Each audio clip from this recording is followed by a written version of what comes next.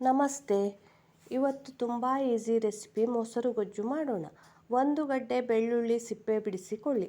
ಸಣ್ಣ ಮೆಣಸನ್ನು 8-10 ಅಥವಾ ನಿಮಗೆಷ್ಟು ಖಾರ ಬೇಕೋ ಅಷ್ಟು ತೆಗೆದುಕೊಳ್ಳಿ.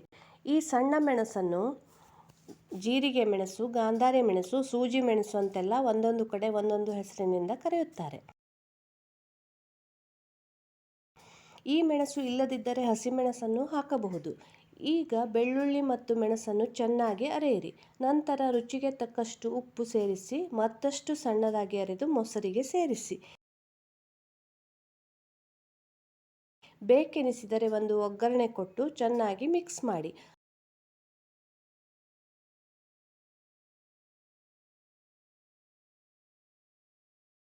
ಅನ್ನದೊಂದಿಗೆ ಸವಿಯಲು ದಿಢೀರ್ ಮೊಸರು ಗೊಜ್ಜು ತಯಾರಾಯಿತು. ಈ ರೆಸಿಪಿ ನಿಮಗಿಷ್ಟವಾದರೆ ಒಂದು ಲೈಕ್ ಕೊಡಿ, ಶೇರ್ ಮಾಡಿ, ತಪ್ಪದೇ ಕಾಮೆಂಟ್ ಮಾಡಿ. ಹಾಗೆ ನನ್ನ ಚಾನಲ್ಗೆ ನೀವು ಹೊಸಬರಾಗಿದ್ದರೆ ದಯವಿಟ್ಟು ಸಬ್ಸ್ಕ್ರೈಬ್ ಮಾಡಿ. ಮತ್ತಷ್ಟು ಹೊಸ ರೆಸಿಪಿಗಳನ್ನು ನೋಡಿ ಪ್ರೋತ್ಸಾಹಿಸಿ.